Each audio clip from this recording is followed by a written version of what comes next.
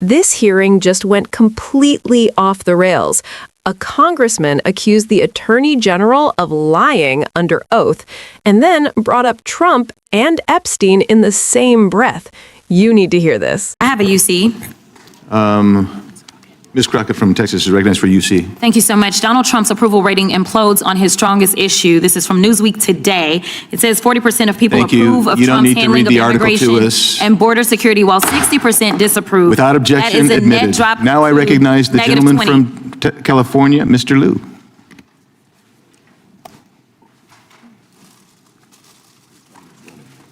Thank you, Attorney General Bondi, for being here today. I'm going to show you two photos. Thank you. I'm going to show you two photos of former Prince Andrew. Prince Andrew attended various parties with Jeffrey Epstein. Under the law Congress passed, you were allowed to redact photos to protect the victims of Epstein's sex trafficking operation. You redacted the photos of this victim's face because you were following the congressional law. Is that correct? I'm sorry, that we redacted the victim's Because you were following the congressional law, correct? Yes. Okay. You have now established that please put the photos back up, that we are looking at a sex trafficking victim. Under the Federal Victims Trafficking Protection Act, not only is Jeffrey Epstein guilty, but anyone who patronizes Epstein's sex operation is also guilty of a crime. That's why I find it absolutely despicable that you sought to protect Epstein's clients, like former Prince Andrew. Last July, you closed the case on Epstein's abusers. The July 2025 memo from your Department of Justice stated, quote, "We did not uncover evidence that could predicate an investigation against uncharged third parties." These two photos, please put the photos back up. These two photos staring you in the face are evidence of a crime and more than enough evidence to predicate an investigation against former Prince Andrew. So I ask you, Attorney General Pam Bondi, why did you shut down this investigation last July, and why have you not prosecuted former Prince Andrew? I don't believe you asked Merrick Garland these questions when he was Attorney General and set before I agree with you. You twice. I've been claiming my time. I agree with you. I agree with you. During the Biden administration, I called for people looking at Epstein files. Merrick Garland dropped the ball, as did Attorney General Bill Barr, as did Alex Acosta, a whole string of failures, but you are in charge. You have the power to change things, to hold these men accountable, and you're doing the opposite. You're protecting them.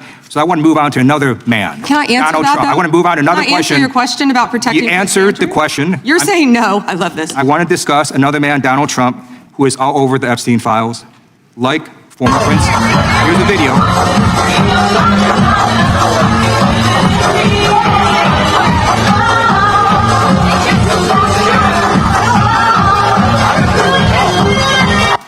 Like former Prince Andrew, Donald Trump attended various parties with Jeffrey Epstein. I want to know, were there any underage girls at that party or at any party that Trump attended with Jeffrey Epstein?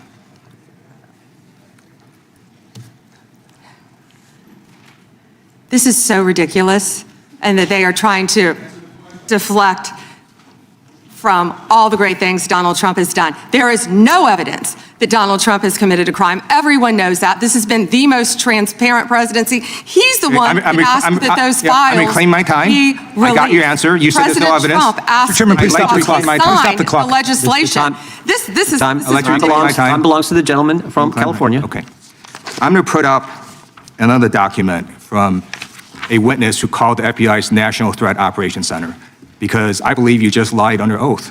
There is ample evidence in the Epstein file. Don't you ever accuse me of a crime. I believe you just lied under oath, and this is all on videotape. You said there's no evidence of crime. I'm showing you, here is a witness statement who called into the FBI's Threat Operations Center.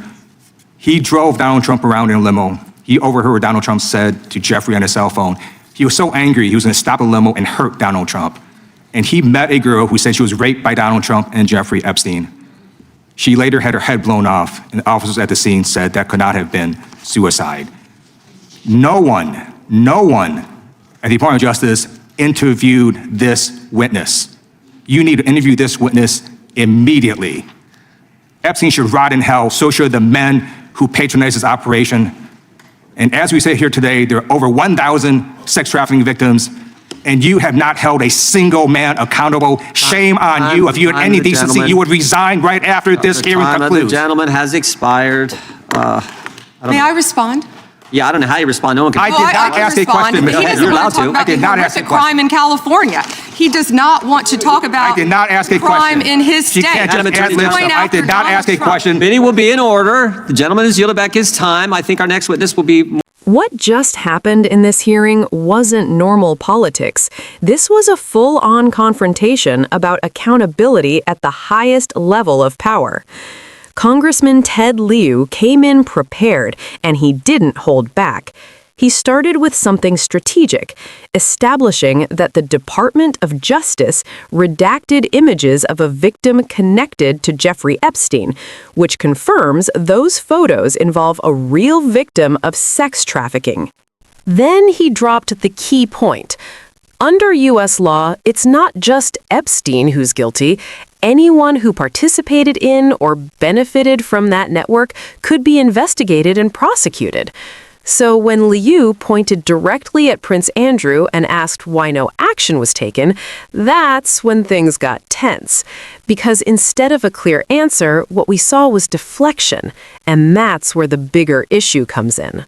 Liu didn't just criticize one administration. He called out a pattern of failure. From Bill Barr to Merrick Garland, a rare moment of bipartisan accountability. But then, the hearing took an even sharper turn. Liu brought up Donald Trump and his past association with Epstein. And the response? There is no evidence. That's when the room shifted. Because Liu didn't just disagree. He directly accused the Attorney General of misleading Congress and pointed to a witness statement that he claims was never investigated. Now, let's be clear. This moment isn't about proving guilt in a YouTube clip. It's about something deeper and more serious. Trust in the justice system. When Americans hear cases closed without charges, powerful names untouched, victims without justice, it creates a perception that there are two systems of justice, one for the powerful and one for everyone else. And that's exactly what this confrontation exposed. This wasn't just political theater. It was a public demand for answers that millions of people feel they've never gotten.